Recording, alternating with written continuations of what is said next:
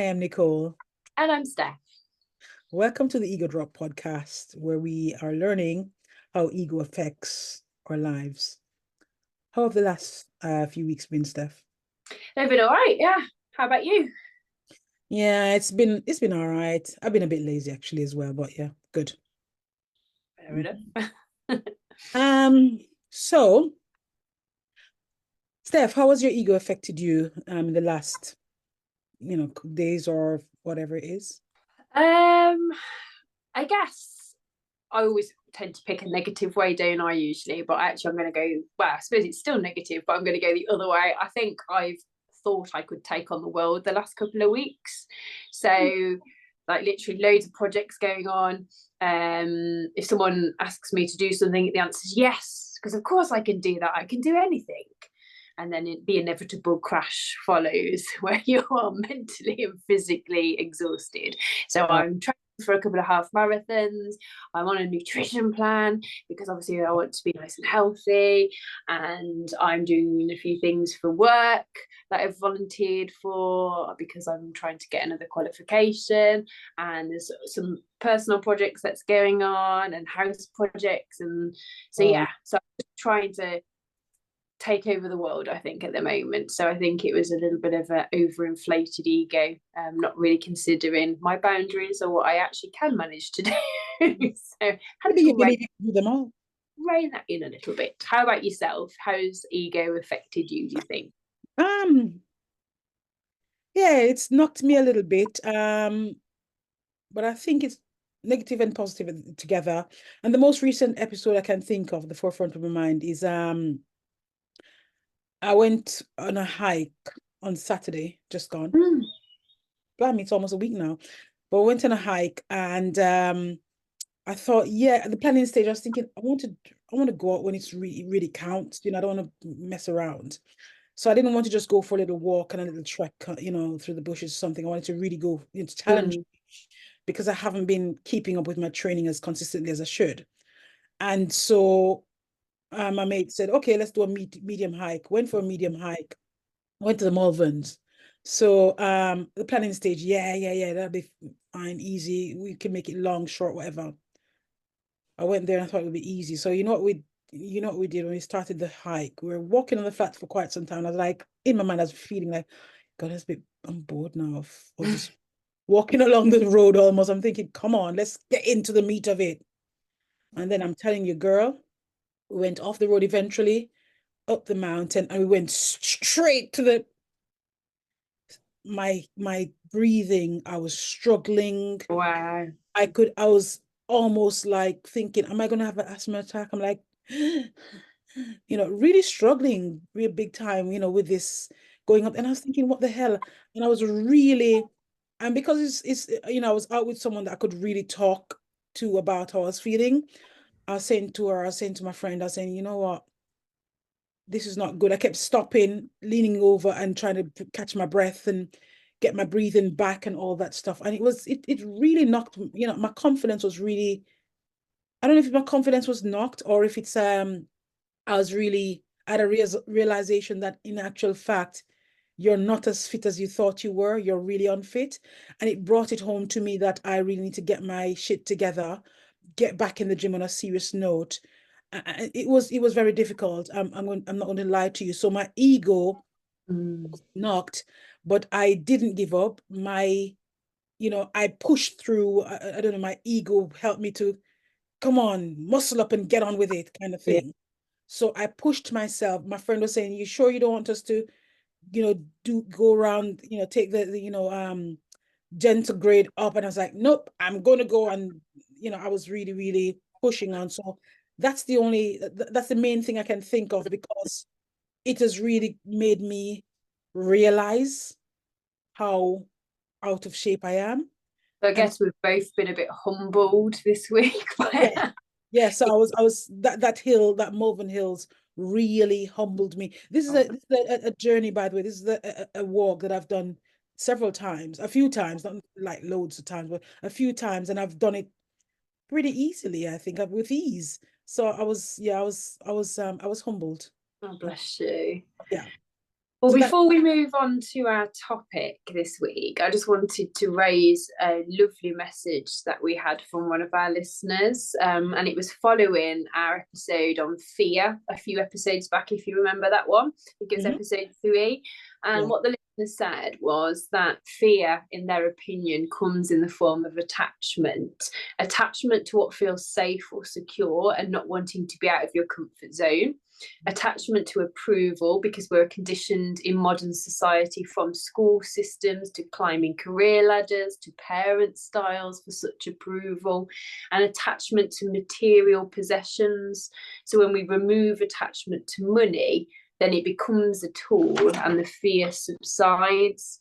And the listener also suggests that what we perceive as ego or fear could simply be intuition. So I Hmm. thought that was a really interesting message to receive. Oh, that's really good, actually. Yeah. Wow. Yeah, yeah. Mm. So this week, as we said, the topic is exploring ego and its relation to grief, which might sound like a bit of an odd one because you don't usually think ego is necessarily involved with the grief process. But as we're coming to learn, because ego is so involved with pretty much everything, Mm. hopefully you'll find this an interesting one. Definitely. And grief is a natural process to experience throughout our lives, really. After losing, someone or something important to us, whether it's family, friends, pets, whatever it might be, it's a natural process. However, grief is also trauma to the ego because we feel loss of someone or something that is a part of our own identity. And as Freud said, the shadow of the object has fallen on the ego, meaning that subconsciously the melancholy takes loss of person into its herself. Do you know what I mean? Yeah, and so as we've already established in previous episodes, Mm. our identity and therefore our ego is important. And so anger against the loved one or the loss itself turns against the ego. So we're going to be discussing this with a little bit of help. So shall we take a little break before we introduce today's guest? Yes, why not?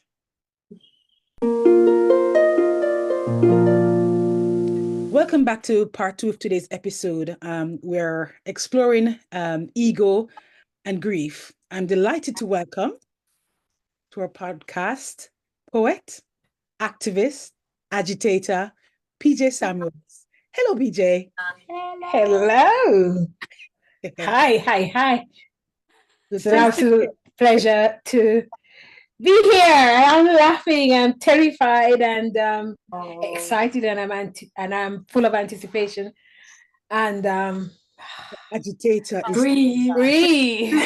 Oh, well, it's such a pleasure to have you on, and I've heard a lot about you from Nicole, and I can't wait to get your input on today's topic. But before all of that, can you tell us and the listeners a little bit about you and about the work that you do, please? Oh, I am PJ Samuels, originally from Jamaica. Um, boom, boom. And yeah, gosh, I do so many different things. I do a lot of poetry, both in terms of what I share and in terms of offering for other people, different ways that I support other people getting into poetry. Um, I do a lot of other kind of support things around mental health and general well-being. And yeah, I am heavily into helping to make the world a better place. That's a really trite way of saying what I do. I'm probably trying to be non-specific. I know I've drifted into the ridiculous. But yeah, I believe in human rights, and I believe that people should have the right to self-determination and self-actualization in ways that are not always supported by late stage capitalism, and I can be quite vocal about that. Wow. Interesting. A lot. A lot. I guess a lot that you do so much that it's hard to really attach any label easily. I mean, you've said poet, and that's the easiest one to follow. And by extension of the support and the work that you do with others, I guess it's so much more than just a label. I'm a support worker, for example. That is hard, as you've said, to really put it in any specific box. Is that fair to say? It is fair, but I'm also quite anti-labor. Yeah. I kind of think that the world kind of wants to quantify our existence in too many ways, and that is often set in what can I call you? What work do you do? How are you earning your right to exist? And I have the right to exist because I was born. So sort of leaning too heavily into notions of my existence around what I do isn't something that I'm heavily into. Mm, So I'm quite anti-label in that respect. I mean, if people need labels to be able to understand who they are and how they exist and how they function in this world, and quite often to get the support that you need, fair enough. But again, from a point of self-determination, it would be for me that people are owning those labels, not that this is the label and then this is how the label is defined, and then you're trying somehow to be that because that label is you, so you're somehow trying to fit into it. I am not into that, so I want to do what I do without needing to name it, because the moment I name it too closely, then Yeah. it gets tied into that. I like the freedom to move and to do what needs to be done, as opposed to this is what you should be doing. mm. Wow. I could just, at the back of everything you said, just ask you another question. But I think we could do a whole podcast on who PJ Samuels actually is. absolutely. But for today's purposes, yeah, but for today's purposes, we'd like to talk to you about ego and how it has affected us recently.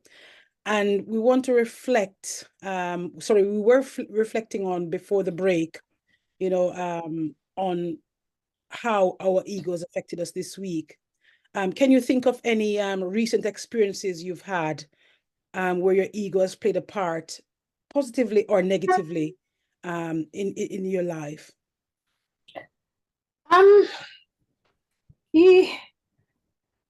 it's again, it's not that I'm trying to run around the subject, but because I kind of feel like it's so difficult to separate myself from my understanding of what my ego is, that I think that it affects everything that I do. It's wherever I go, I take myself, and when I take myself, I take my ego.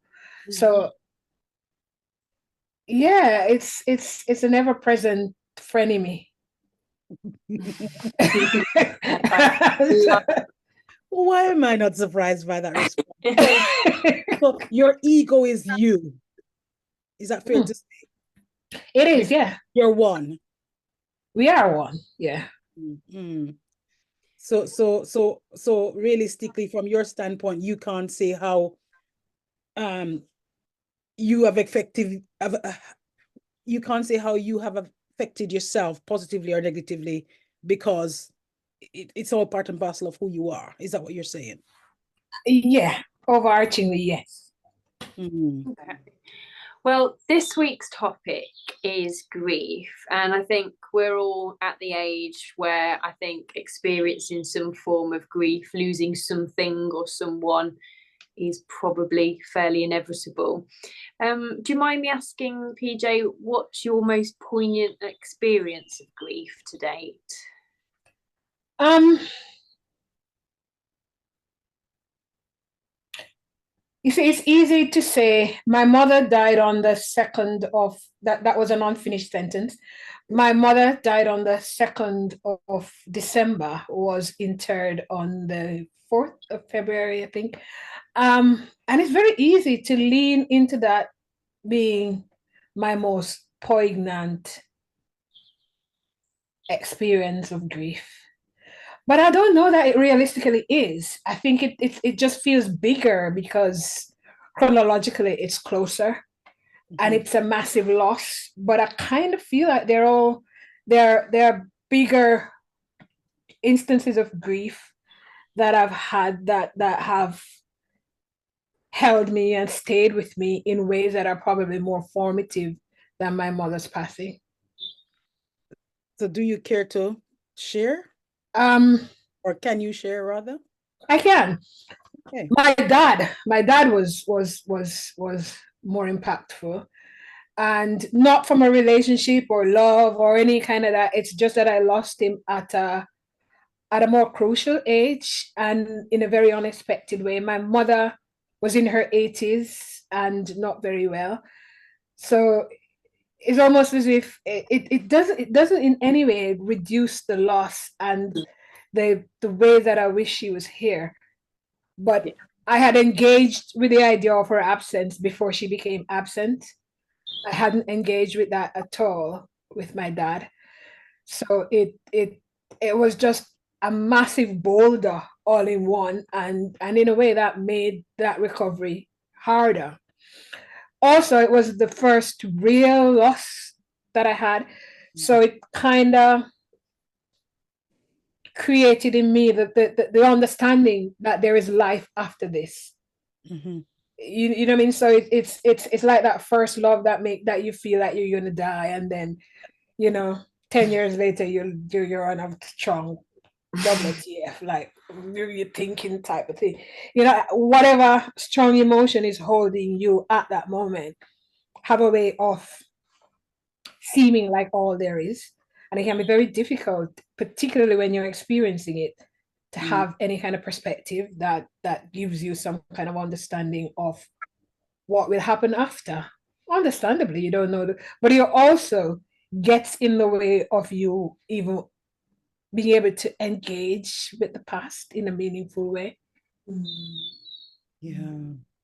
Well, we're obviously very sorry to hear of your losses. And grief is a trauma that many of us will go through at one point or other.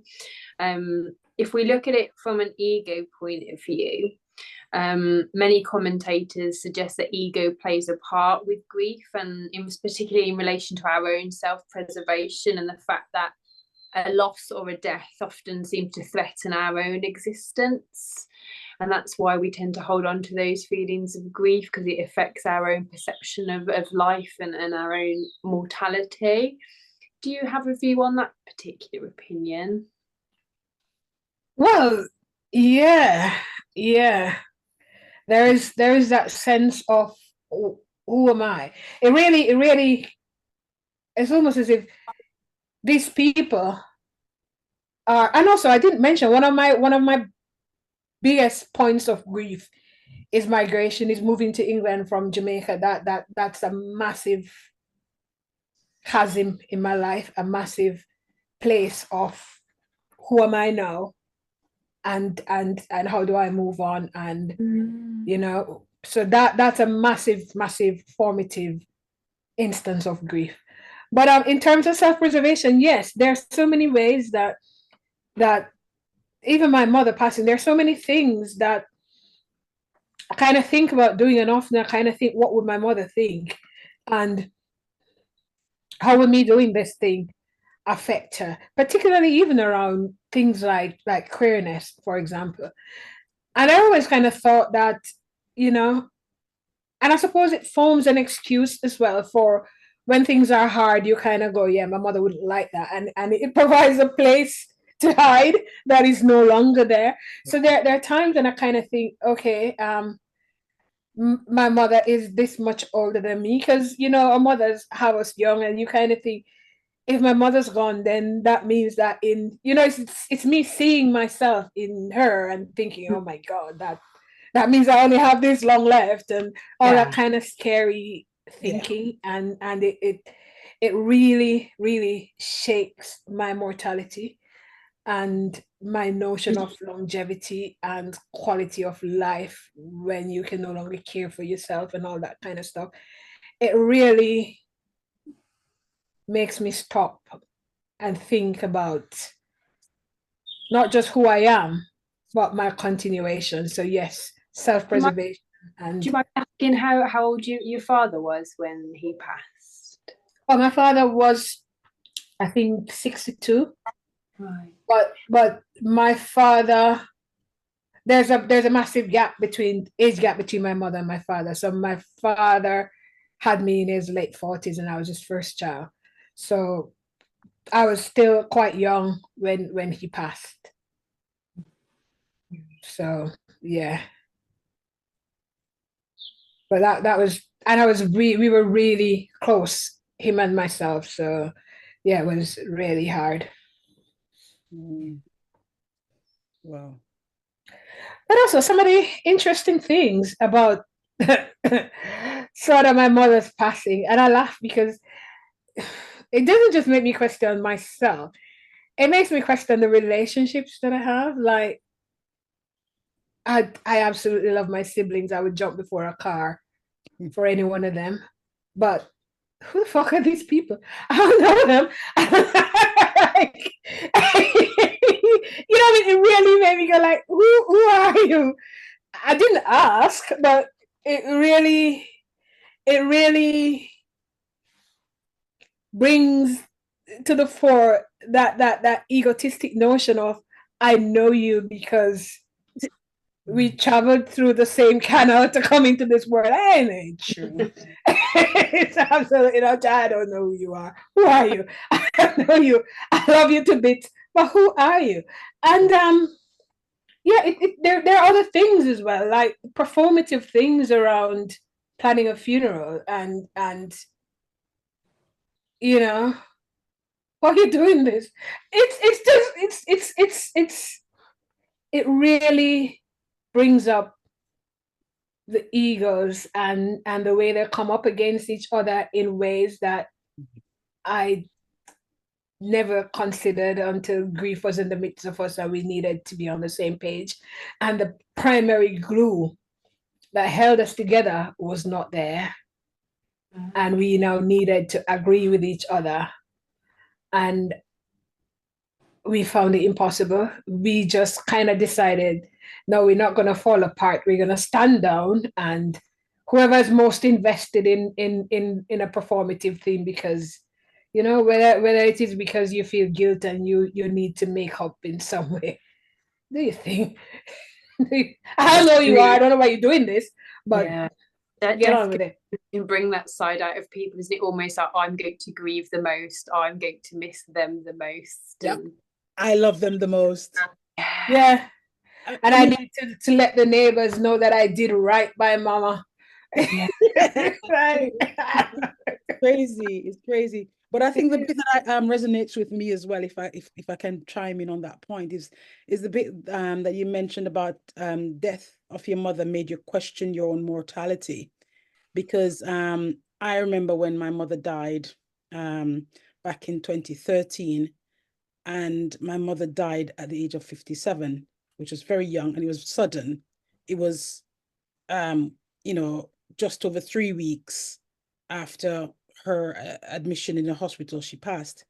And I became fixated and obsessed on that exact point you just made, PJ. I was I had this massive fear that I'm going to die at the age of 57. Don't know what that was about, I Um, said, well, because obviously my dad died the year before your mom, age 56, couple wow. couple of months after a diagnosis of cancer that came out of the blue. And Yeah, now I'm in my mid-40s. You think, oof, have we got 10 years left, maybe? yeah, So it's very true. It does really make you question your own mortality, doesn't it? crazy. It's crazy. I mean, my father died in 2021, older, but he had issues, heart and sorry, stroke and whatnot. But my mother, like your dad, Steph, it was very sudden. It was very sudden. Same cancer. It was like, what? So I remember and I can also the point that PJ made about I just jotted it down when you were saying about what happens after, the funeral arrangements and stuff. Thankfully, it was easy too, but I think my siblings and I, like, you, I think it was easy to agree. Maybe because I'm the eldest child, they kind of just it was easy to arrange. There was no disagreement. Strange. I kind of thought, wow, is that how easy it was? But then I guess from my standpoint, I listened to everybody's point of views, and then I said, okay, let's do this. Yeah, I did it was quite flamboyant with what my sister wanted, but then I guess that's what my mother would have wanted. So I respected it from that standpoint, whereas from my standpoint, it'd be more low key and da, da, da. So I get what you're saying about, when that person goes, the glue is gone, and then it's like now, I can certainly it resonates with me what you're saying about the various issues that I guess popped up when your mother passed. And I guess But also there are 9 of us. whoa. Oh, So there are a lot of egos on the table, and they're all big egos. So Wow. so there's a lot of opinions and a lot of desires and a lot of and all of this is being held in a container of extreme grief and yeah. really deep loss. And so it's holding so many different emotions. It's the missing, it's the thinking, and it's also them missing each other, and trying to connect with you because once more, who are these people? Yeah, it's a lot. Yeah. Yeah. And very, very difficult. Mm. I suppose thing is a common stage of grief is denial, where we look for, I guess, lost loved ones in a crowd, that kind of thing, and believe that we might see them walking down the street. I mean, you know, that's something I kind of felt and feel many a times. But with grieving in mind, it's a thought that accepting the truth might destroy us, who we are, wrongly or rightly. So I don't know. But do you think ego has an impact in relation to denial? I do. Mm. I do. I do. I particularly want to relate that one to being here. I didn't have all that sort of denial, well, realistically, about anybody I've lost by death. But I really had that in terms of living in Britain as opposed to living in Jamaica. Mm. The idea of what it means to be Jamaican when I'm not there, and seeing Jamaica everywhere, and so it's sort of denying the reality of not actually being in Jamaica. So everything, instead of adjusting to situations as they exist, it's, yeah, that's not very Jamaican. I don't like the taste of it. That's not how we make it in Jamaica. I don't, you know what I mean? It's that denial of the reality is this is a whole different country. Everything is different. Adjust, change, grow. Mm. But no, I just, it's the culture shock and everything just pushed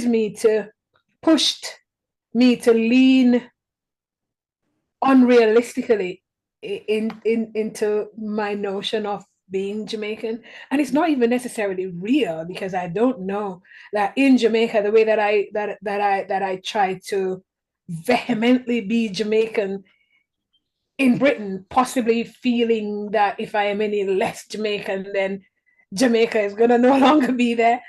It Yeah. wouldn't be a thing if I'm actually in Jamaica, that whole denial of reality as it stands, and denial of my current existence, and ways that I could probably, I don't know, finding that balance between being co-opted Mm. and adjusting to change. So I guess like for denial, the purpose of that when you apply it to a loved one, it's the preservation of your own psyche. And if the person's taken away from you, you start to question who you are. So I can relate to that like when I was younger in a relationship, like you said earlier on about your first love, and you think it's the end of the world, and if I can't have them, then who am I? What's what, And then, like you say, 10 years later, you're a bit embarrassed about all that. And I guess in a similar way, what you're talking about is sort of leaving Jamaica. It's that attachment, isn't it, to who you've considered yourself to be until that point, and sort of the denial that you're going to kind of grow and, sort of have a slightly different personality or belonging now. You're in a different country, not losing your roots, obviously, but not necessarily having to stick to that attachment, and that I guess is a form of ego as well, isn't it? It totally is an ego thing, because particularly around being Jamaica, there's that sense, which I don't necessarily hold, but there's that sense that Jamaicans do everything better. We're gonna make better food. We're gonna run better. We're gonna, you name it, in Jamaica, and whatever is in Jamaica is Jamaican. And you can't tell a Jamaican that Guinness is not Jamaican, or once it hits Jamaica, it belongs to Jamaica at the end. So that sense, that ego thing of spreading ourselves in a way that owns whatever we touch is very Jamaican, very egotistic, and possibly relates to being colonized.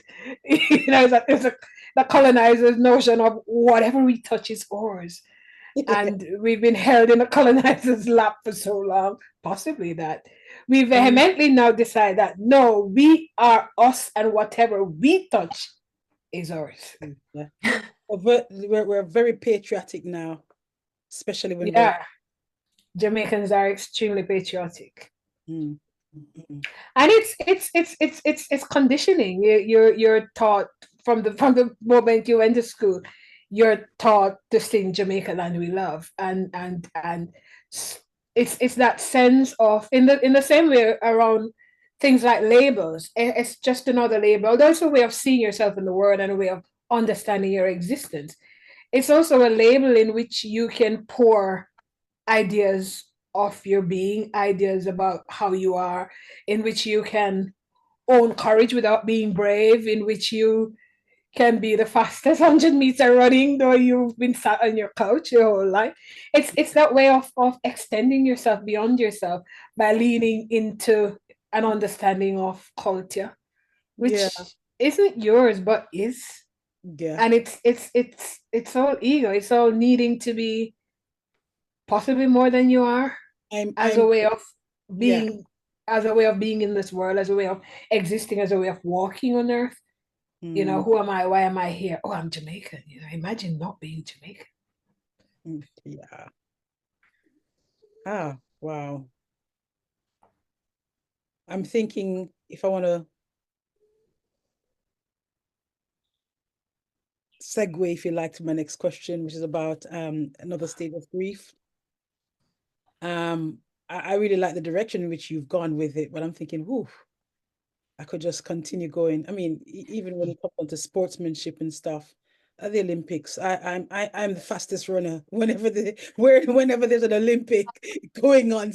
I'm telling you, I'm the fastest runner. I'm in front of the TV and I can run. You can't tell me, but exactly what you say, we're overtly Jamaican, we're so patriotic about.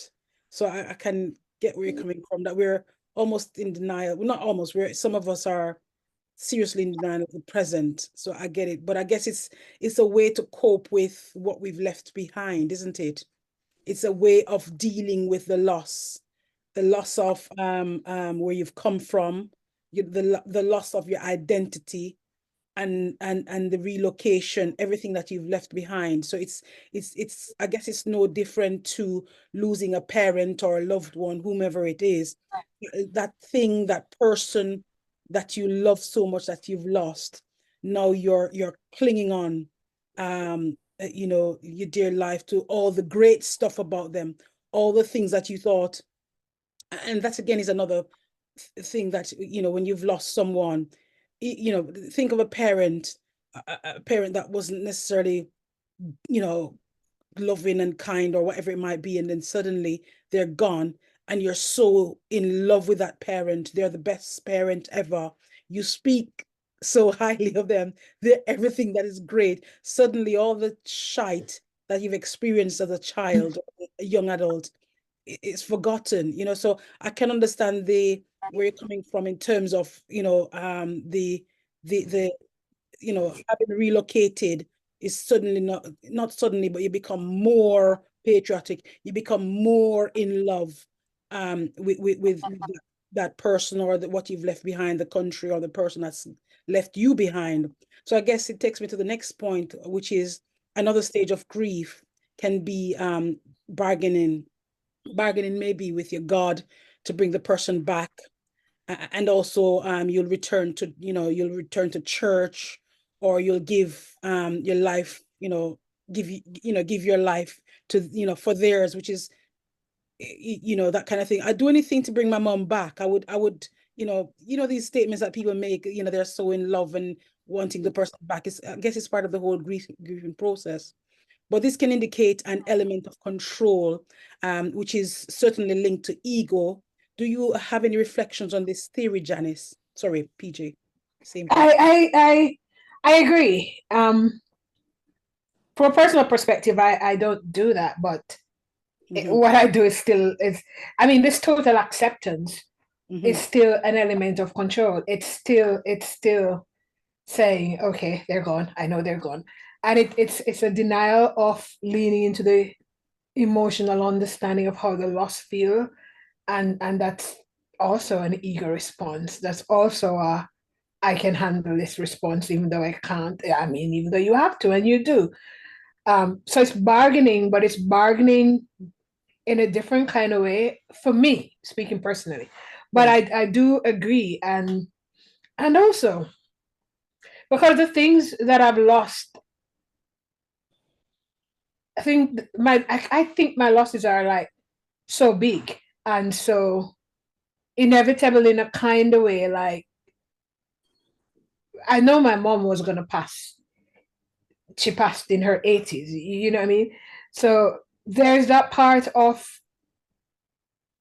being happy that she's at rest, but also wanting, I want her. I was about to say I want her to be here, but that's not necessarily true, because I want her to rest, because life, her quality of life was great, but I don't know that it was great for her. I think she kind of had enough. So I want for her what she wants for herself, but I don't. I want for her what I want for me. Yeah. I don't know how much that is also my ego, and how much that is flying in the face of reality, and flying in the face of respecting her existence and her autonomy, and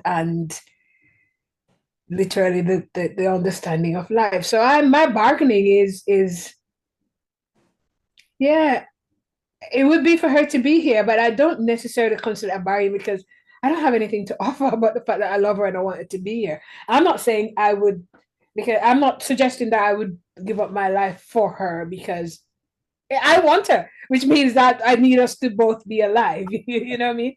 So yeah, but I do can understand that in a sense. I think it's kind of different, as opposed to if it was, say, myself and an offspring, for example. I'm sure the reaction would be different, as opposed to a parent and being displaced from a whole country, which are kind of, those are my big points of grief. My parents, both of them, individually, and my country. Yeah. There isn't a lot that I can bargain, because these are those are circumstances that I don't want to offer anything. I just want it to be different. And that's a big ego move. Like, I want to change the world so it can be what I need it to be. Even I want to challenge death. Well, ego isn't always a negative thing. Let's say, so there's some pretty big changes that are required in this world. So bring it on. I'd like to ask you about another stage of grief, PJ. Before I do, can I just apologise if anyone can hear some intermittent snoring? I have my dog next to me and I'm desperately trying to not let her snore. But if that does come across on the recording, it's not us. We haven't fallen asleep. It is just the dog. But back to it. So PJ, obviously, guilt tends to be another stage that most people experience when they're going through grief, and it could be guilt that you could have done more for the person. I know you mentioned it earlier on when you were talking about people doing sort of performative actions in terms of funerals and things like that, because they maybe feel a bit guilty about what they did or didn't do for that person when they were here. Or you might experience guilt that you're still here, you get to live and they don't, and you might get angry as well that they've gone and they've left you. And all those sorts of negative feelings can be said to be an attack on yourself, really, which again is the ego going into overdrive. Is guilt and anger after those periods of grief that you've referred to, is that something that you personally have experienced? And how did you deal with it? For my father in particular, I had massive guilt, because I kind of felt like I needed to, and I needed him to be around, like not just because I needed him, but I remember, I think one of the first things I said when he died was like, I've never bought him anything.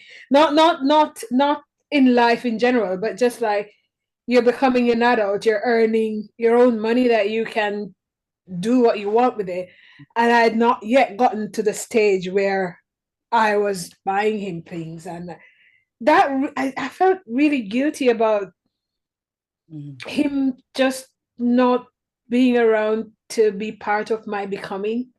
And I received that as guilt, and I held that as guilt. Yeah, I not so much with my mom, and not so much with Jamaica. With Jamaica, I do have a lot of survivor's guilt.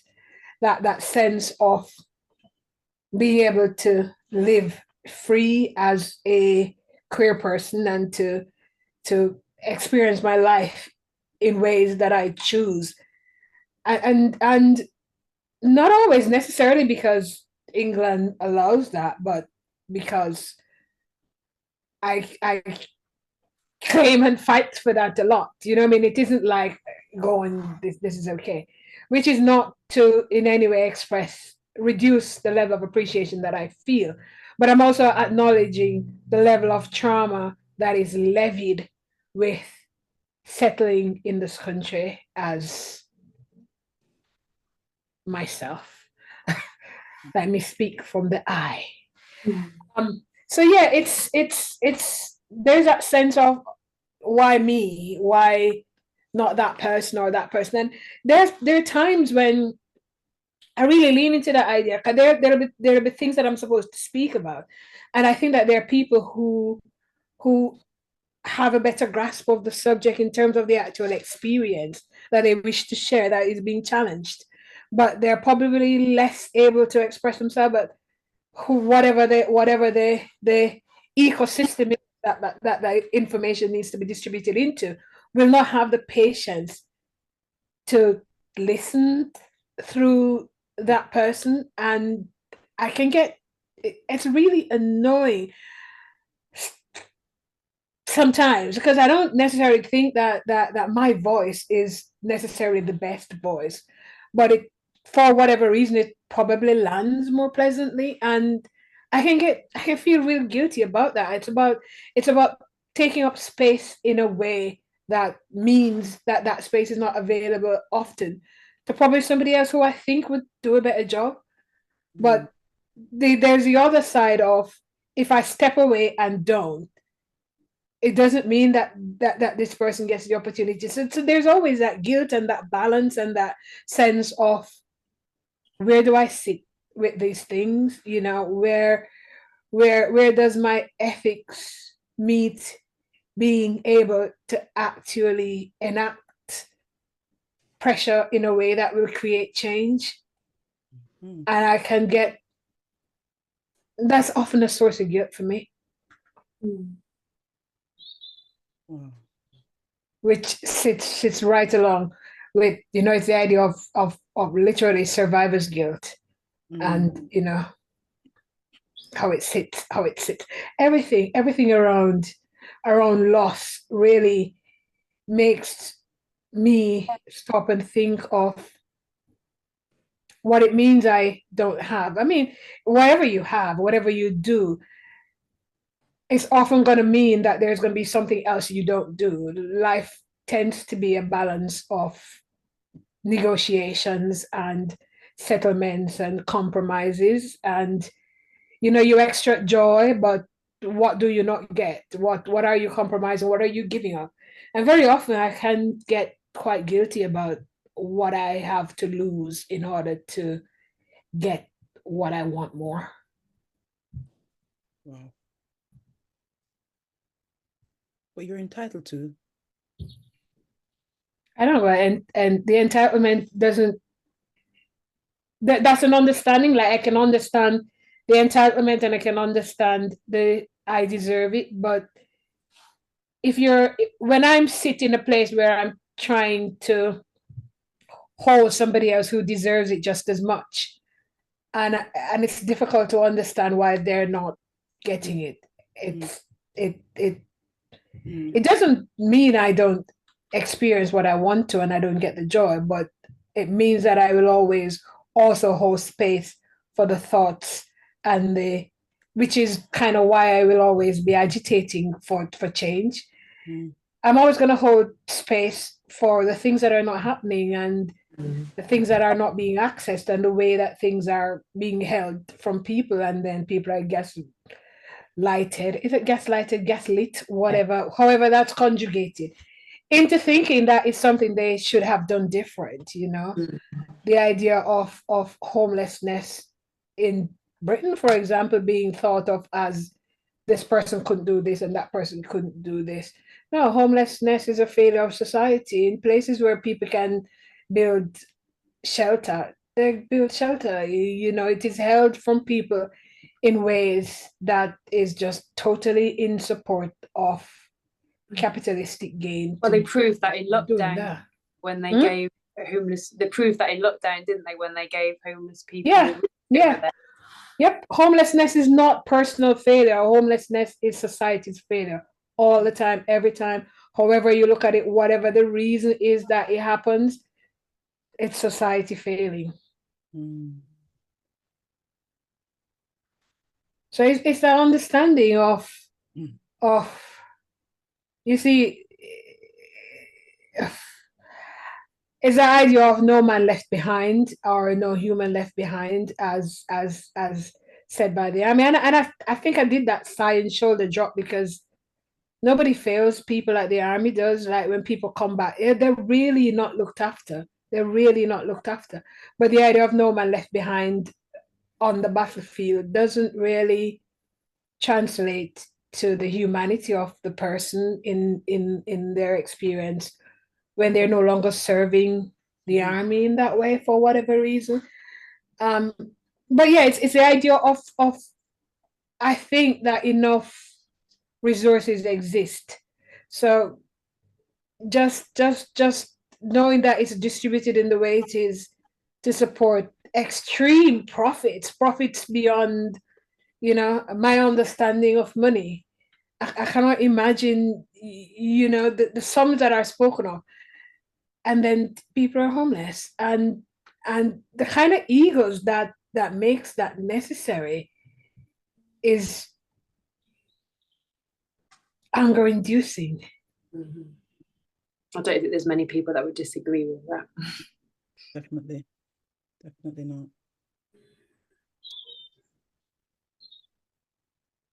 And it also adds to a sense of impotence, because no matter how much you do, you can't do enough. But you just do, there's that saying where I think it was a child, whatever things there were that was washed up on the sea, and there were just like loads of them. And I think a child, I might be remembering this wrong, but a child was kind of picking up one and putting it back and picking up one, and somebody said, yeah, that's not going to make a difference. Look how many there are, and the child said it made a difference to that one. So it's that kind of thing that I have to hold, because there's just this little drop in the sea, and you kind of think you're not making any difference, but you do make a difference to one person's life, and that matters. And if it's one life, one Mm. life than none, yeah. Yeah. But how much of me needing it to do that is also my ego. How much am I invested personally in working through the guilt that I feel by serving? And isn't that just a function of ego? Mm.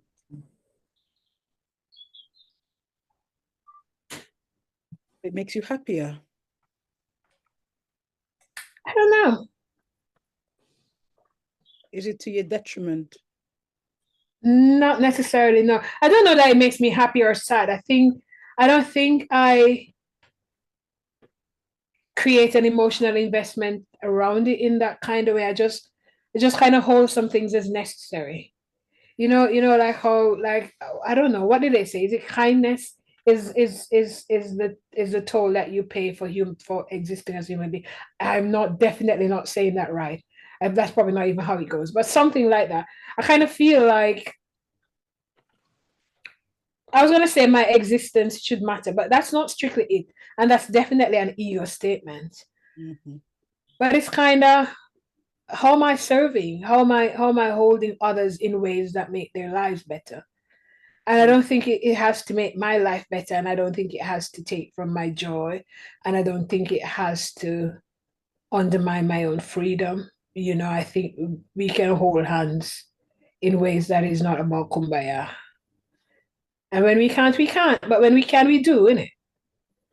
Innit? Can I I want to bring a sort of a philosophical point and just get your thoughts on it and see what you think. And it's the one that where they said that often with grief one will experience sadness and depression, which is the ego defense mechanism. But however, we've discussed on a previous episode with a lady Karen Trim, the philosophy that is a fine sorry, I got distracted for a second, as I do, that it is fine to experience sadness and loss, but we should not attach ourselves to that feeling of sadness and loss. Do you agree with that? So it's fine to experience sadness and loss, that we shouldn't attach ourselves to that feeling of sadness and loss. Do you I understand? agree. I agree, but it's a slightly highfalutin ask, isn't it? In the sense that if I'm deeply grieving and sad, when you're in the midst of the weight and the size, the magnitude of that feeling, separation is not possible, isn't it? It's a process, and unless you already had that as a tool of how you handle overwhelm, how you handle big emotions, it's not going to be born and be available to you when you're in the midst of processing such big things. So while it's a very practical offering, I would imagine it would need a statement like that would need to include how it's done. Mm. You know what I mean? It's very abstract to say separate from don't attach to the grief. The ways of accepting grief maybe in a little while, because I think we'll want to hear about how you've managed to do that. But when we talk about accepting grief, I know that can be really difficult, and I think sometimes we maybe even subconsciously don't want to accept grief or loss in case it in some way devalues the person or the thing that we're grieving. so obviously I know that you've mentioned with your mom, you were a bit more accepting of that, and you've explained why. But when perhaps with your father, or with leaving Jamaica and the loss you felt there, was that difficult to accept in any way, because you felt that if you accepted it, it would devalue that experience or the person? No, not really. I accept the loss, which is Yeah. probably not the same as how I feel. It just made me deeply, deeply, deeply sad. Yeah. But I'm not sure I'm understanding a notion of acceptance that means that I don't understand or accept that it's true. I accept that it's true, but then I need time to process it and ways to process it. And but I start from a point of acceptance, of understanding it to be real, but then the processing can lean into unrealism. Right. Hmm. Well, well, Eckhart Tolle suggests that accepting suffering is a journey into death, and that only ego dies. What do you say about that, Janice? What do you? I don't know what that means. Yes. um if I'm inextricably connected to my ego and my ego is inextricably connected to me, if it dies, what does that mean? Yeah. I know there's the idea of attachments and what have you, but there are notions and ways of and limits to that. And it's that sort of a cold understanding of lack of attachment that says you can separate yourself from everything. You're a person and you live in this world. And even in sort of cultish understanding, which is more conditioning for control, if you are separate from everything, who are you? Mm. And human beings are pack animals. The very way that we're born, human beings are one of the very few species that the young is. I mean, there's like the kangaroo, but it's still attached and it's still there. The young is born and probably for the first year at least, completely unable to fend for itself. A human being that is born, that is not looked after, will die. It's not like other animals that will probably get up and run a few minutes after birth. So your attachment is inevitable, whether it's secure, insecure, whether it's done well or isn't done well. You have to be attached to something, to somebody, to in some way to survive. So I'm not sure if and all of that attachment and understanding of self is wrapped up in ego, as I understanding it, how it's deployed and how it works in your life, and how you manage it in terms of your sense of self in relation to other people around you, in relation to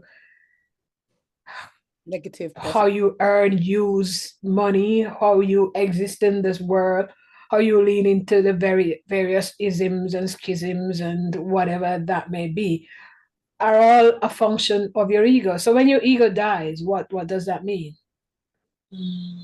I think what he was saying is that you carry on, and Yeah. it's just ego that dies. So it's an ongoing journey. And I know you mentioned earlier on about possibly believing something after. So your ego's dead, but maybe you go on in spirit somewhere else. I don't know if you have any thoughts on that.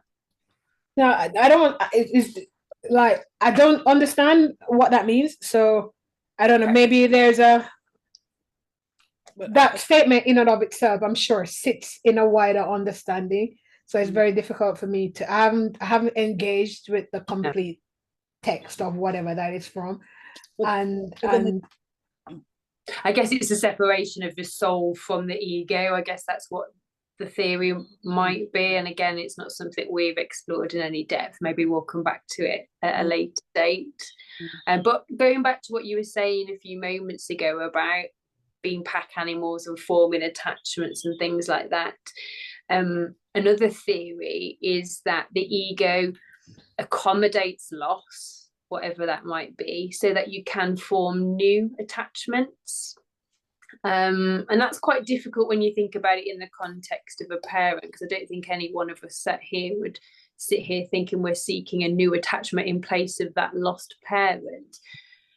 But perhaps looking at it more broadly, do you think there's any truth in that the ego allows you to experience loss and get over that so that you can move on and form new attachments? You do. And replacing your parents isn't necessarily always going to be that you find a new person to attach to. It could be the way you attach to yourself. And I say that from that place of, you know, when you are young and you think your parents are the world, and then you get into a teenager, you kind of become a little bit more individual, and you're in your 20s or whatever, and you think you know everything, and then you get older, 30s, 40s, whatever, and then suddenly the things that they said that you didn't remember or care about becomes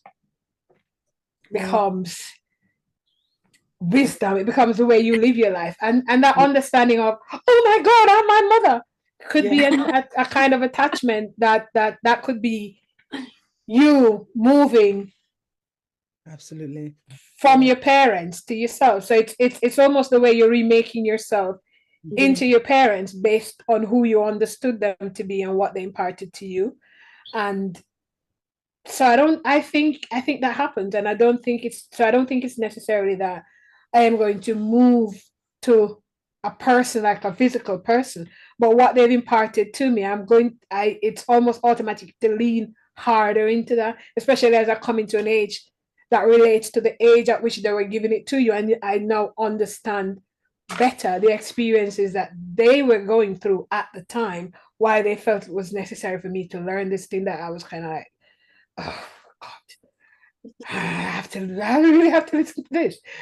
Now suddenly you want to hear it, and that's a different kind of attachment. That's an attachment to the essence of their being, to the essence of who they are, to the essence of what they imparted to you. So it's almost you attaching to them inside you. That's kind of how I feel about that, and how I understand that, and how that relates for me.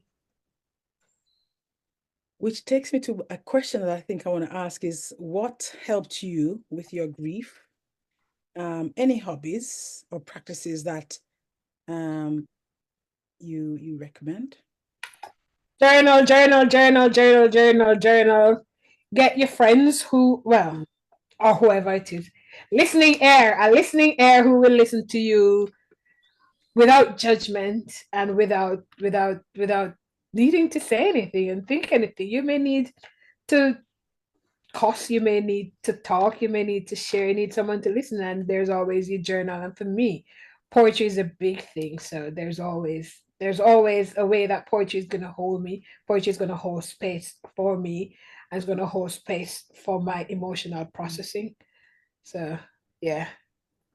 So yeah, I think for me, a lot. I think, well, there's lots of things. I think journaling was a big thing for me actually, all those years ago, and surrounding yourself with good people, and things like meditation, mindfulness practices, and later, obviously, training as a yoga teacher, and all the sort of philosophy that we went through when we were going through that process. And going back to what Nicole referred to earlier about what Karen was saying about not attaching yourself to the grief, it was about connecting yourself to the present so that you can stand with grief or sit with grief and experience it, but not attach who you are and attach your ego to it, I guess.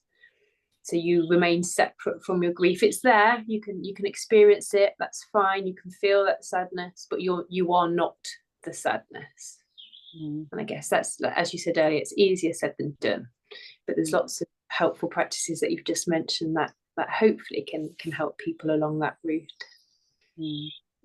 For me, one of the things was exactly what Janice mentioned about having good people around, people who'd hold me up, support me at the time. But of course, the first blush, I didn't stop to feel, I didn't stop to anything, because I was busy supporting my younger brother and sister because everybody fell apart. And I remember when my mom, maybe a week before she died, when we realized the reality of when we had the diagnosis and realized, she said to me, and it stays with me to this day, and it is, she said to me, I was training you for this. Um, she's always said to me, I'm training you for this. It was everything I've done, you growing up, to get you ready for this. And I want you to ensure that you look after them being my brother, my sister. So her words, those words always sits with me. So I had to do a lot of leaning on self and remembering her words. Um, and I lent on my friends who were really supportive. And I'm grateful because I had some really good people in my corner, Janice being one of them. And then I did a lot of self conversation with self, journaling, although I wasn't consistent in maintaining that throughout my entire life. I do it on and off, on and off.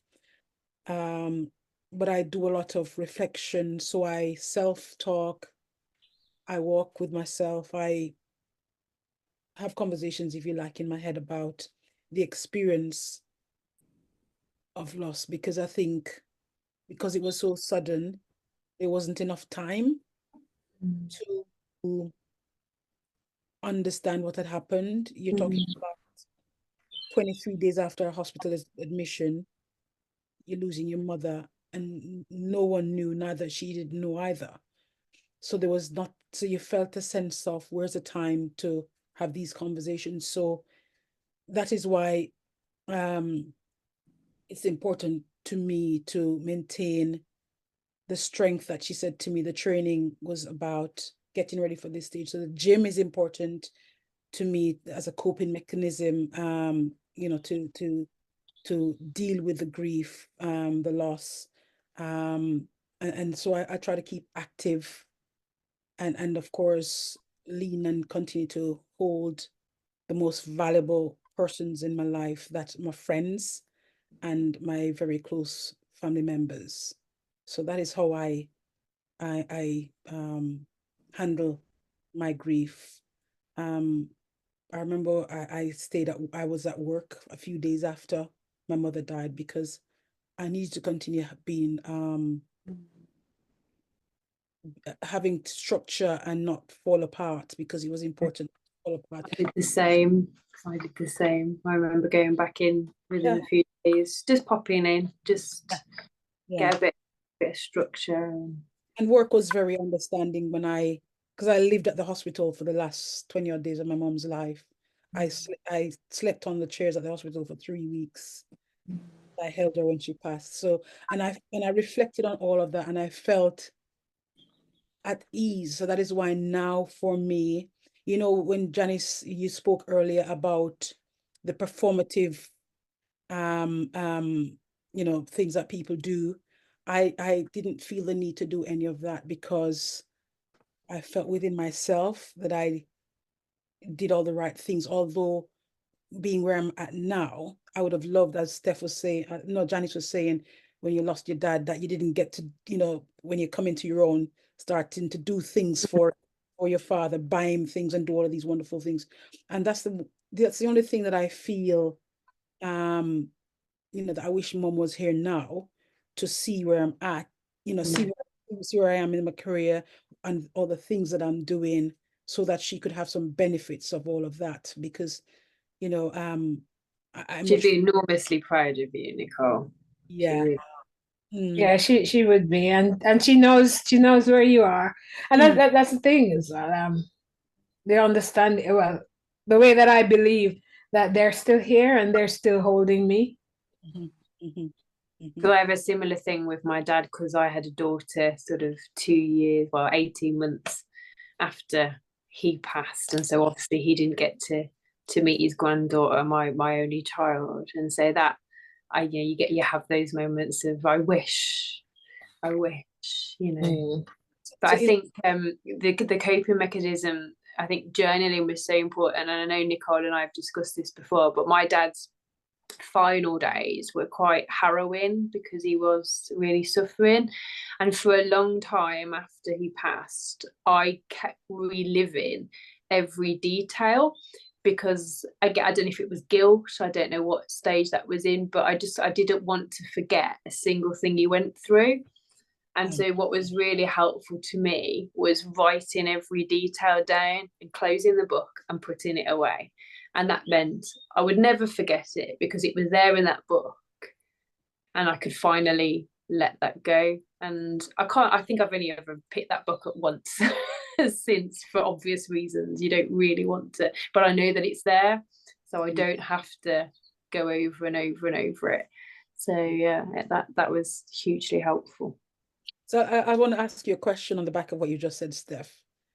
So does that mean your daughter is the person that you've now, if you like, attach yourself to? You know what I mean? And I said it glibly, maybe. No, I think That's obviously your new being a mom, attachment.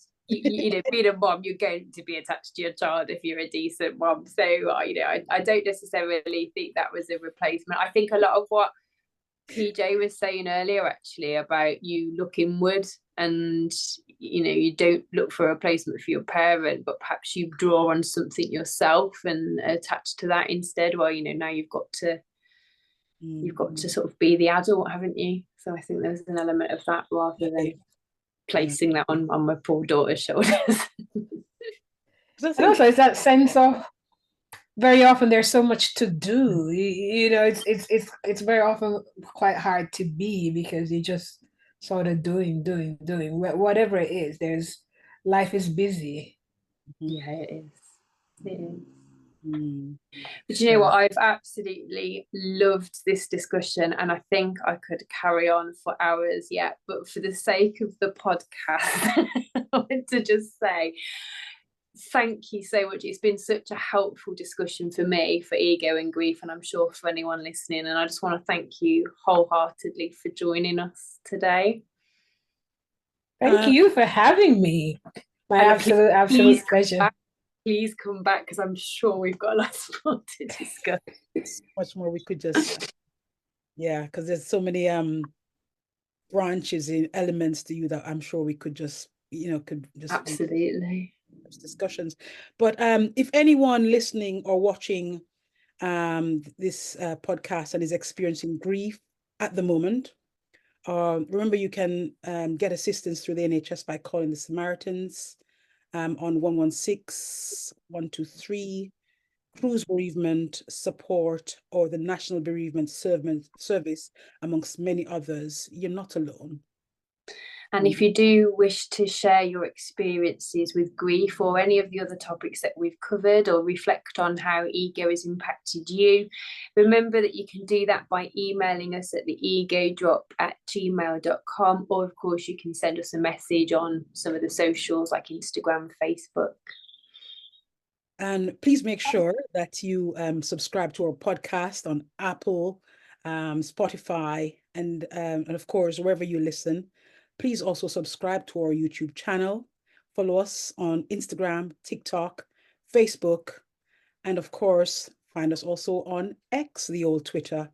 So please, also, we'd be grateful if you could share our contents around with your friends, your loved ones who you think would benefit. And please, we'd be grateful for that. PJ, thank you so much. Thank you. See you next time. I just want to shout out to your listeners. Hey, and whatever it is that you're grieving, your grief is valid. Your feelings are always valid. And if you're in grief because you lost your favorite pencil, it's just as valid. It might be a different degree of grief, but it's a loss, and it's up to you. It's okay to experience your sadness, and time will change it. It will not necessarily change the feeling, but it will change how you process it and how you feel about it. So give it time. Point to end on. Thank you so much. We'll see you next time. Bye. Bye.